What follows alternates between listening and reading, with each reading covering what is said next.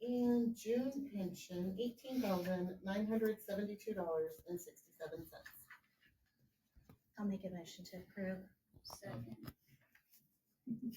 All in favor? Aye. Thank you all. Okay, I'm gonna take over communication. We're welcoming this evening Clint Woods. He's the IDEM inspector, to talk to us, educate us about some of the procedures for, water quality in Alexandria and some of the questions. So Clint, you have the floor. All right. Let me whip out my computer here first. Is everybody familiar with how the drinking water viewer is? So the drinking water, if you guys have it on your phones, you guys are more than welcome to Google this and kind of follow along with me. So everything on the drinking water viewer is the public record for every single water system that's here in the state of Indiana. And what's the site when you say the viewer? What do you? So if you just Google Indiana drinking water viewer, that will be the first thing that pops up. And then I'll kind of walk everybody through that. I know there were some questions about things like being a public record, right? All those things are public record. I'll just walk you through step one of how to look at all that public records first, because I kind of usually can stop the questions right then and there if there's something kind of going through. So we'll do that. First, does anybody have any questions first before? So I'm your field inspector for all of Madison County. So I do all the drinking water, so all the municipalities for Madison County, those are what I work for.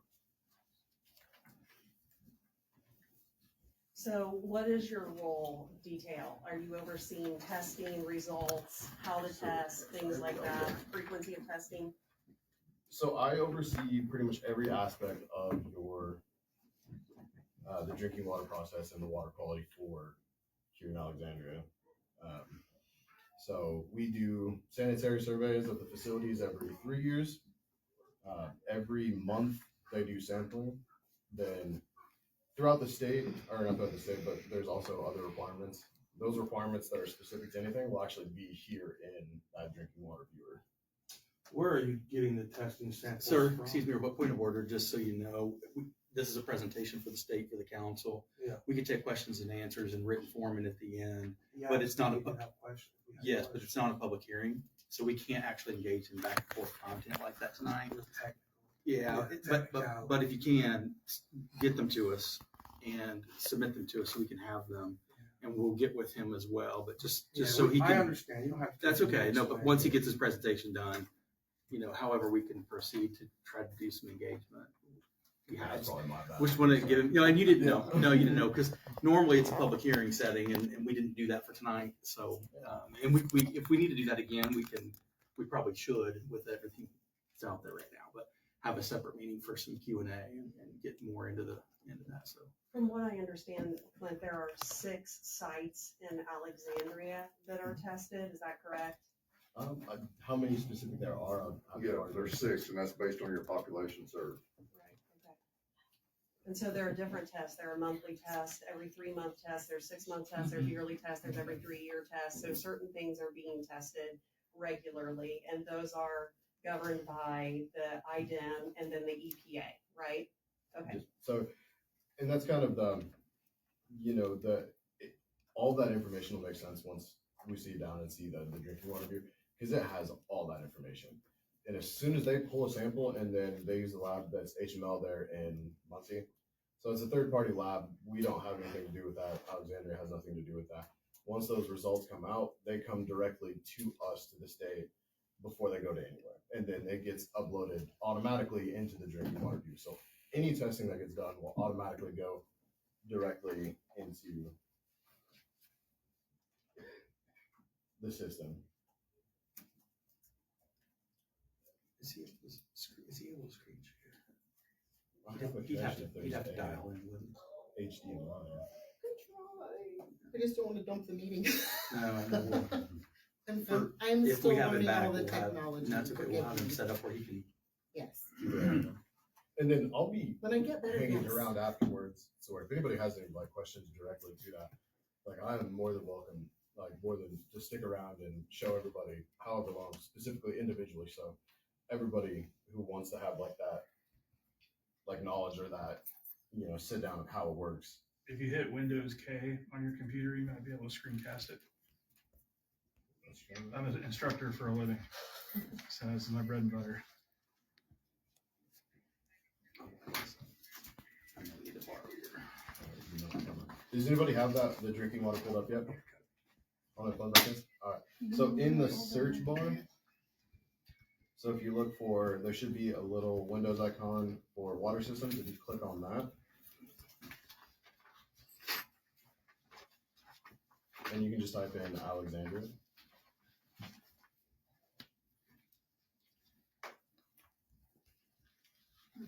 Then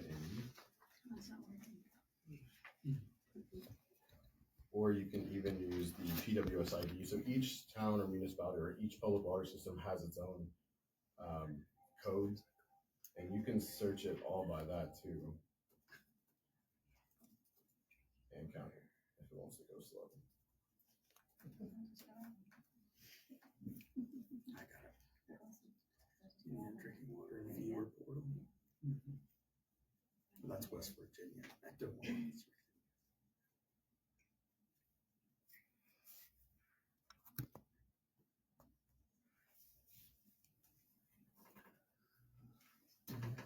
Would it be fair to say that Mark's our superintendent? Thanks for coming, Mark. And Mark, he were not report you. He's your local inspector. Yeah, there is nobody else at him. Yeah.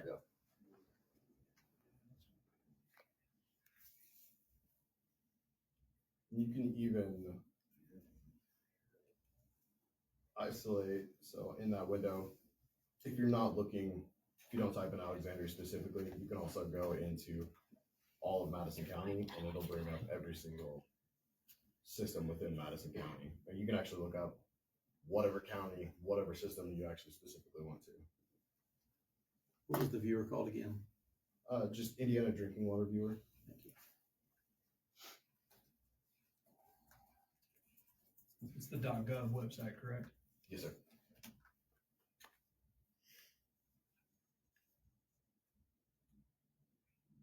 You can also, that public service or that public water service ID code is 5248001. So that is the specific code for Alexandria. So if you don't find it by, typing in Alexandria, you can type in that code, and then that code will bring up everything that you need for Alexandria. PWS ID. Yes, sir. So once you click on Alexandria and it pulls up, you should see off to the left a little menu, and on the menu you can look at monitoring schedules. So if you click on the monitoring schedules, that will show you how often the samples are getting and what samples are needed to be collected. So then you'll see on the first section, it'll say facility ID. So that DS001, that means those are the samples that are coming from the distribution. And those are the total call forms. And those are 6 monthly samples. So 6 samples will be collected monthly, and that's continuous throughout the year. Those will never not get taken. And if you go a little below that, it'll show you all the samples that are the lead and coppers, the HETMs, your PFOS, nitrate, radium, SOCs, VOCs. And then if you click on them specifically, it'll give you the results. So you can also go down to, in that little section off to the left, chemical samples. If you click on that, that'll give you the results to all of those samples that are taken and where their location's at.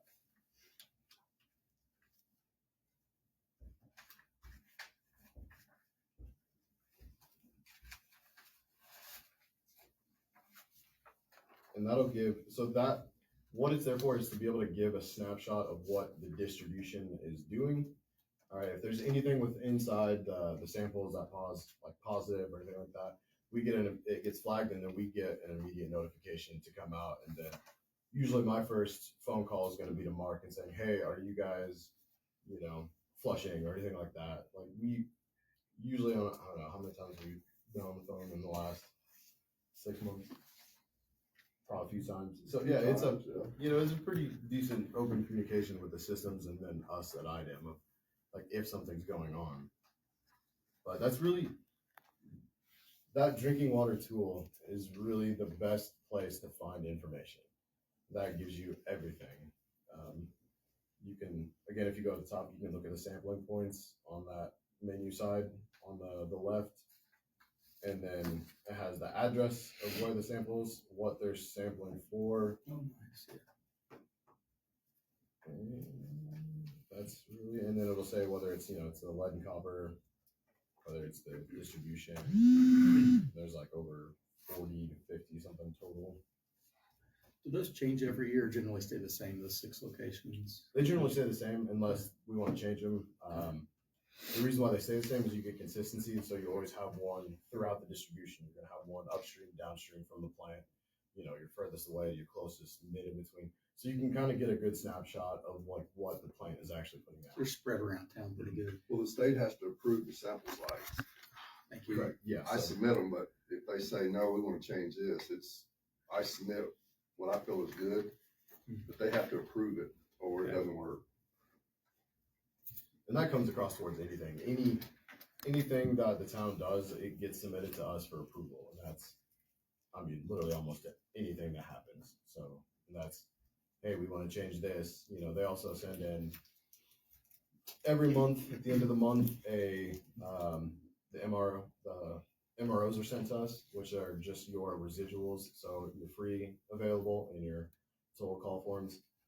That all gets sent to us to review. So we can see what the system's doing throughout the month, whether, all right, hey, you're feeding this amount of chlorine, what's going through the system, is there something going on? So there's never not eyes going on onto the system. One taken at the plant too, isn't there? What's that? One's taken from the plant. Yes. Yeah, one's at the plant. Because there's The others- a raw tap and there's a treated tap at the plant. Yeah, you do the raw taps off the wells as well? That's what I thought, okay. Because I saw the wells show up on here. Yeah, so you can even, it'll show you on there that the wells are there, where they're located, and essentially what they're rated, because each well has to get reported to the DNR of how much is pulling from these wells. So I don't know if the DNR reports are not on the drinking water viewer, but it has the representation of It what is on the DNR is. side, yeah. And then it'll show you all on that DNR. And then that's even something that we look at every 3 years of what their withdrawal report is from those, from the DNR when we send it out. So. And you mentioned MRO, because the public probably doesn't know some of the acronyms. I'm in the industry a little bit, so those are the monthly reporting forms. Yes, sir. So that's literally just, and it has, someone has to be at the plant every day to get those residuals. So that's through the plant and through the distribution. So you can see the change from going throughout the distribution. So you'll take your free and your total. Your free available is what's after treatment. Your total is the total amount of chlorine residual that is left in the water. So when you're looking at the numbers, when you're looking at free and total, know that total is the total amount of chlorine, and then free is what's left pretty much after that treatment has taken place. That's the easiest way to kind of explain it. What's gonna get through the system up to the water tower, out to the houses at our tap. And then throughout the distribution, the same thing happens to make sure that, hey, are these residuals matching generally what is on there? Because it's on a spectrum, so the numbers are never going to be exact the same. So that's some things that some people kind of get confused about. They're like, oh, I took this reading here, but it's different here. But again, it's kind of on that spectrum of, this is reading right here, right now. Taking another second later, it's probably going to give you plus or minus something, within that same ballpark. That's why we have a range of saying, hey, these are what your safe ranges of, your chlorine residual versus, it's all on a range. Generally speaking, most communities in Indiana use chlorine for disinfecting bacteria in the process. Some use UV and a few other, but typically that's common, just so the public knows that's a common treatment methodology. Correct, yeah, I don't think I don't think I have any system that's not using chlorine as their main treatment for water. That's very common. And that comes in 2 different forms. You have granular, gas, and liquid. So it's not just always just one type of way. I have a question. So we've had some individuals who've had concerns this weekend about E. coli in their system. Mhm. And so they've purchased like at-home test kits. What should they do if it just comes back positive for E. coli? Yeah, first, if it's not EPA rated, it's kind of just for fun. So like, the first thing is making sure that a test is an EPA rated test. I know we had one that I looked at from HML. Like, that's good. HML's a good lab. You know, I don't think I've ever had an issue with HML coming back. I mean, I'm probably on the phone with HML once or twice a week, just verifying results. But like, step one is really making sure that it's EPA if it's not an actual certified lab. Because if it's a certified lab, they're giving you their test stuff, and then they're going to go out. And then following procedures on that to a T. There's a lot that actually goes into taking a routine sample to go that. You're going to want to, you know, bleach and clean wherever that you're actually cleaning that from, or where you're taking that sample from. I know most common people say, well, if I'm bleaching this right now, I'm going to get a bad sample, or I'm going to get a good sample because there's bleach on it, right? Well, you want to clean, you know, a faucet first before you do that, so you're not getting any outside, because then it becomes a mechanical issue and not an actual representation of the water itself. All right, water is fluid, it's moving, it's going to be different from the day today, it'll be different tomorrow, and it's going to be different every single day.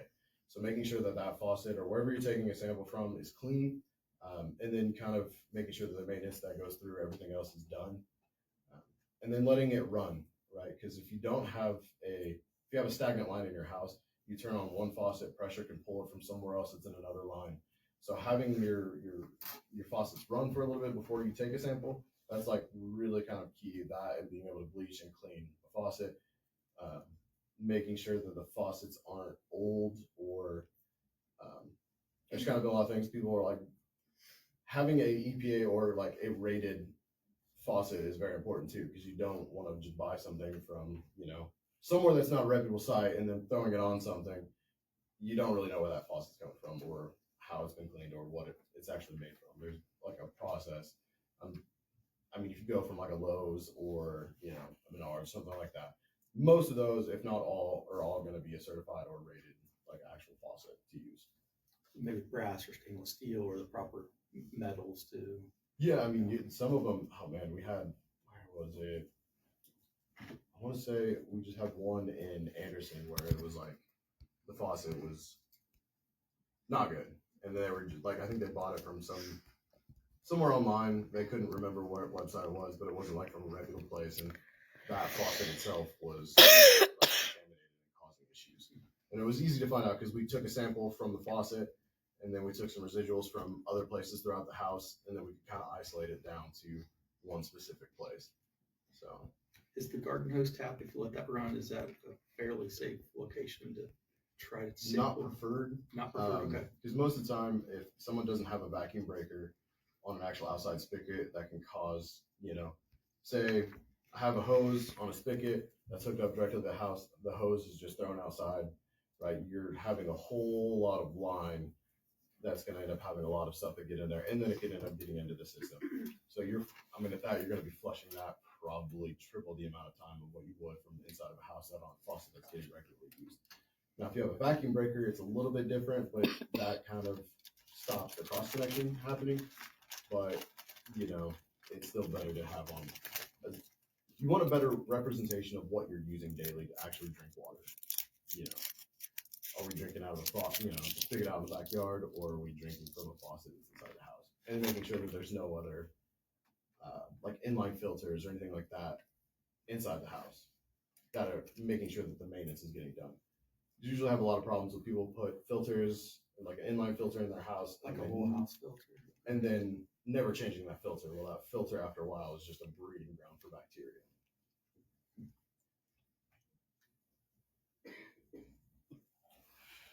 Kind of a wide open question, but I want to know, like, do you have any concern for Alexandria's drinking water?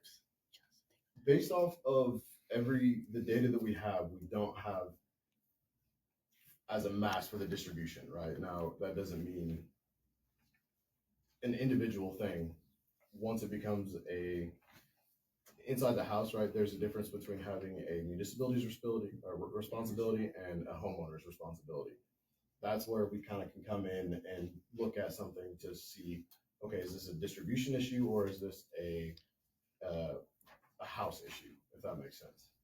So that's kind of like where we can kind of come into play and helping out with our, our operators of being able to, like, hey, let's actually look at something and see if this is an isolated event or if this is a distribution problem. If you have a concern, what should be the process? Should we contact our local utility office or should we contact IDEM? Yeah, so on our website, this is a good question. Directly on our IDEM website, there, our first step is to always contact the municipality first, right? Contact your the utilities if there's an issue. If there's an issue, if you don't feel like that's going, then feel free to give us a call. That would be the next step. And then on our website, it specifically says how to actually do a reporting event, right? Hey, there's something wrong. I have an issue. And then you can kind of go through there and report that. And that's all directly on our IDEM website. And then asking the questions, hey, is there anything else? The most common where we'll get calls if there's discolored water. And usually if, a town is flushing water, or flushing their hydrants, right? They're flushing the lines. And if these lines get flushed, sometimes it kicks down sediment, it goes through the lines, right? That'll cause discolored. So if someone calls in, and if we know a town is flushing their hydrants and we get a bunch of calls saying, hey, we have discolored water, is there anything going on? We can kind of trace back what those kind of things are going into. So, but having those complaints online help us to be able to actually build a portfolio of what an issue is. Because if we don't have the actual reporting, we don't have the evidence, we don't have the grounds to go in and actually do an investigation towards it. But that would be step one, municipality. Step two, come talk to us at IDEM. So just scroll through the 147 items that showed on here, and the total column form showed absent. It looks like on all those. If we get a presence, that pops for you guys to get with Mark, or Mark gets with you guys. And Yes, you guys start to try to figure out what's going on. Yep, so if a positive comes back throughout the routine sampling, then that triggers a whole other thing of getting repeat samples. You'll get a raw water sample. Then we'll use that to backfill to say, okay, hey, why did we get this sample? Why did this one come back? Because if you get positive one day and then negative the next day, right? That's what we want generally, right? We want it to go back to normal, and then it just triggers us to just say, hey, let's keep an eye on it. Let's figure out why.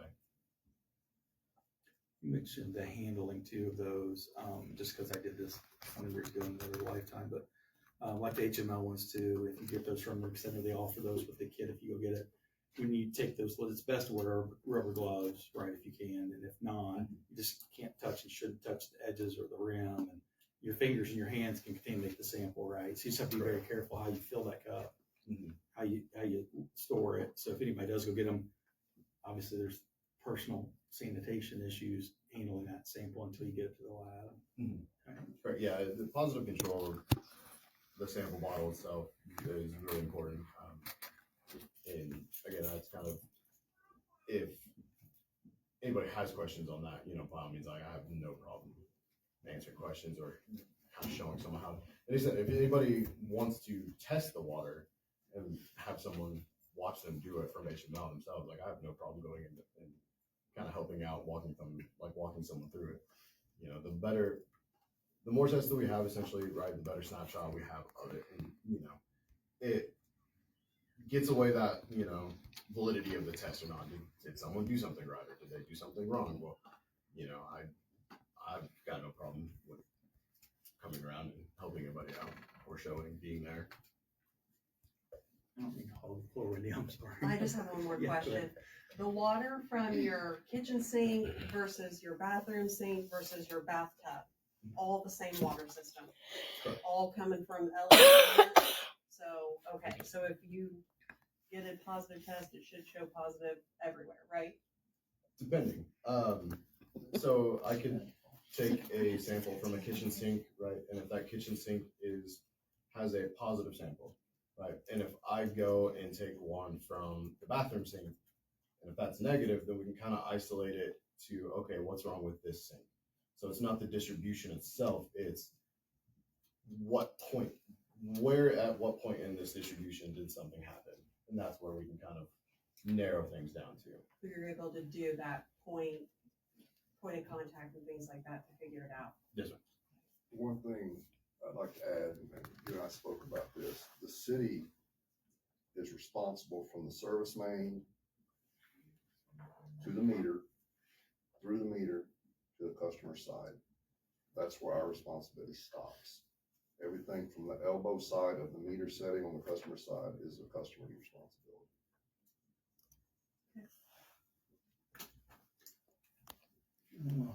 Do you guys have any questions? I got a couple more. This might just be for the public in general. We have what's called a wellhead protection plan. And Mark, I don't put you on the spot. We can No, talk go about it ahead. later, but I was involved in those years ago here in a few other communities, but, or maybe you want to talk about wellhead protection areas. There's concerns with pollution and I know time of travel and the geology and the hydrogeology and where the water, you know, and I've seen the maps. Everybody here probably hasn't and understand those a little better, but our wells our drinking water comes from wells of 100 feet, 1,525 foot deep, if that's about right, Mark. And so our wells are not, to my understanding, under any groundwater influence. And so there's, I think, a discrepancy that a lot of times the creeks and the streams can contaminate our wells. And the surface water generally through Alexandria doesn't make it to our well field. Correct. It's just too far, the distance is too great.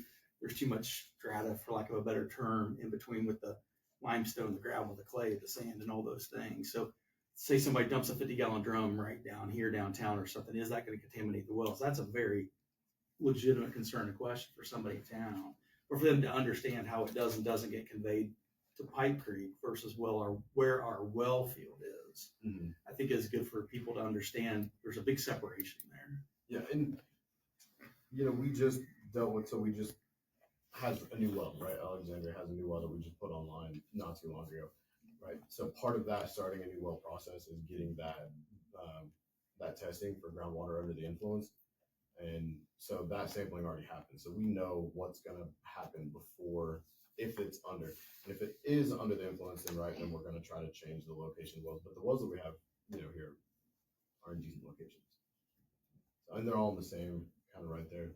In those reports, Mark, are they updated every 5-10 years still? Do they still require The those? wellhead went in effect in 1999, then it went 10 years. Okay. Then you had to do every 5 years. Right. And that's where you have a hydrologist, Mm-hmm. which was Jim Carr out of Greenwood, Yep. still in business. Mm-hmm. When you get that, that is shipped off to the state of Indiana. You have to have their blessing on it and their approval, or it doesn't work. Right. And then you have to have a copy in City Hall, and you have to have a copy at the water treatment plant.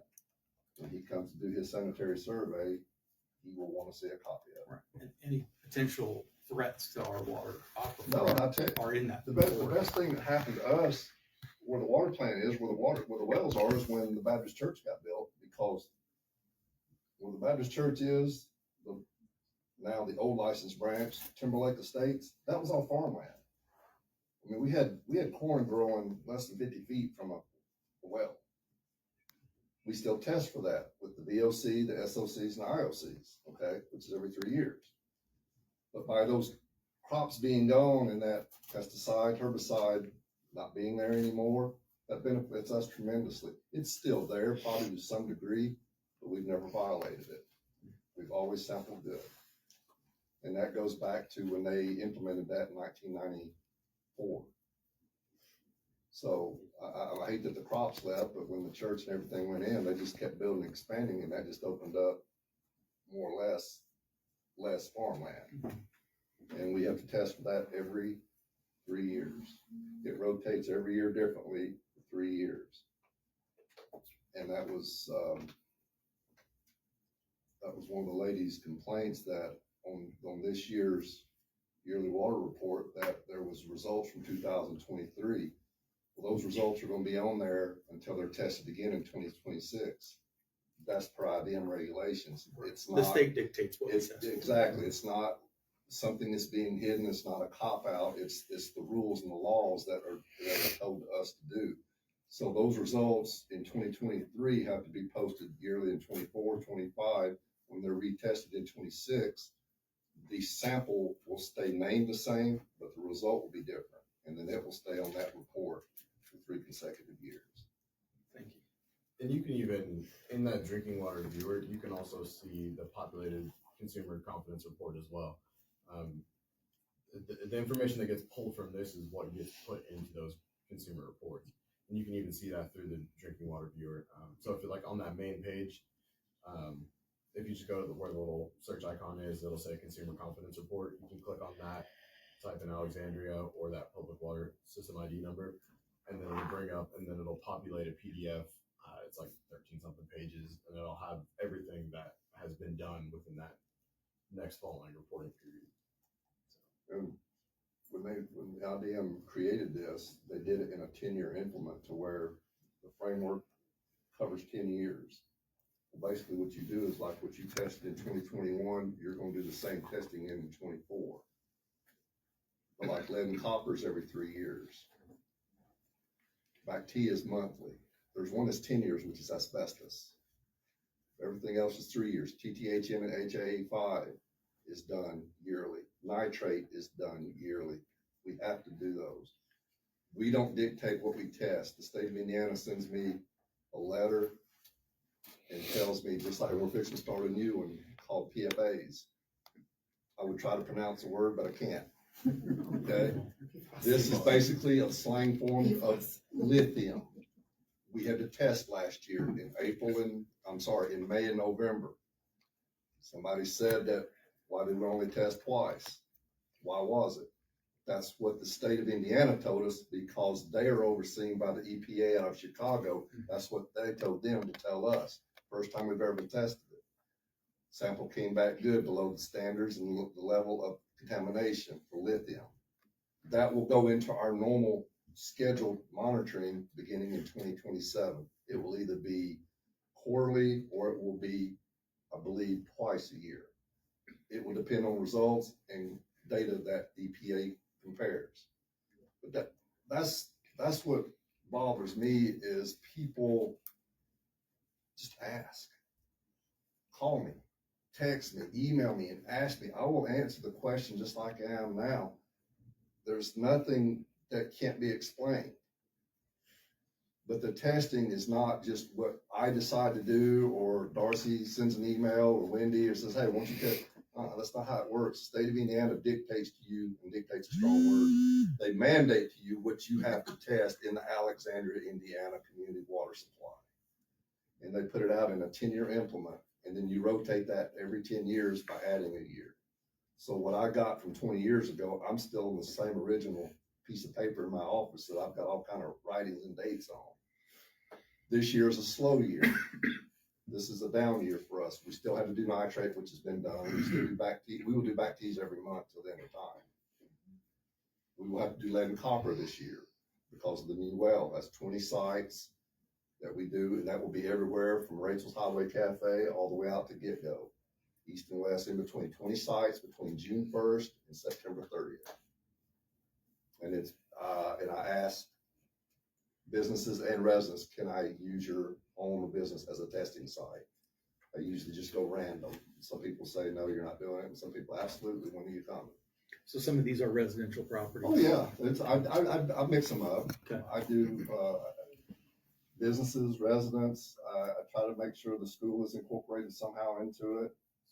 I talked to Glenn the other day, and I thought it'd be a wonderful back tea site. I switched out one right down the road, and I started doing the Alexandria Care Center. Now, if there's gonna be bad water, sure as hell don't want it at the Alexandria Care Center, right? So I added it. So it's now on the list.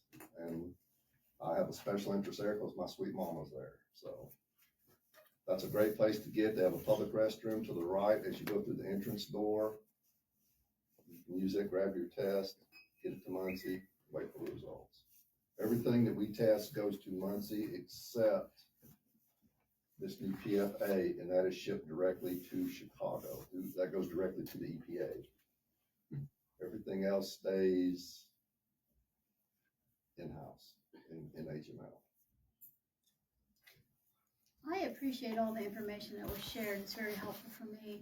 But just to help people, if they have tried to do a test and they are still concerned, am I correct in that they can call you or contact you, your IDEM, to have something checked? Yeah, I mean, we're willing to do anything that we can if there's like a public concern. You know, if we do our due diligence and we're doing our research and doing the investigation, and if we're not finding anything, I mean, at some point in time, we would love to say, hey, we're not finding anything. There's no evidence of that, you know.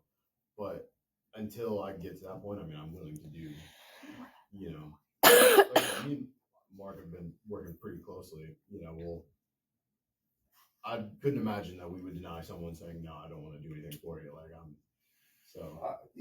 give you a great instance.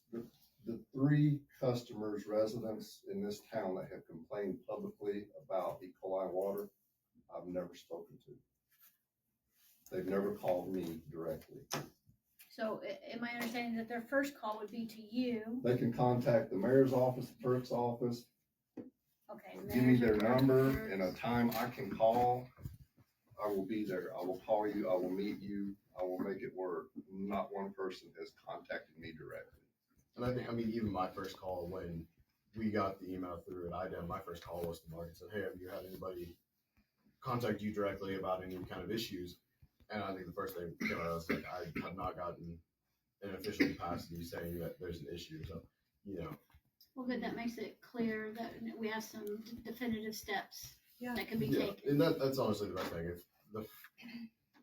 It will get heard. I know some people think if I call someone signing it, it'll eventually get to us, and then we'll, you know, kind of work our way down and, you know, do what we can, you know. But, you know, because even my first call is, hey, is something going on with the water? Hey, are you guys flushing? Or I think that was my first thing I asked Mark, was like, hey, are you guys flushing right now? You know, and going through, but you know, we'll always do our due diligence and, you know, the best that we can. You know, our goal is to provide the best, you know, product that we can for everybody in a safe manner. Thank you. Thanks for being here. And you're free to answer questions maybe out in the lobby, is that right? Yeah, absolutely. I mean, I'll stick Okay. around for anything. I mean, I'm gonna go to one of the residents' house after this to take a look and see what we can do. You know, Thank you know, I've got a couple cards. I'll hand those out too, and you know, anything anybody needs, just let me know. Yeah, if Thank you could you. leave a Thanks, couple of your Mark and cards Glenn. here too, that'd be great. Absolutely. Thank you. Okay. Let's move to Humphrey's abatement. I'm gonna take this one. Okay. Hi, I'm Cindy Darnall. I'm also with Taft Law. So this is the declaring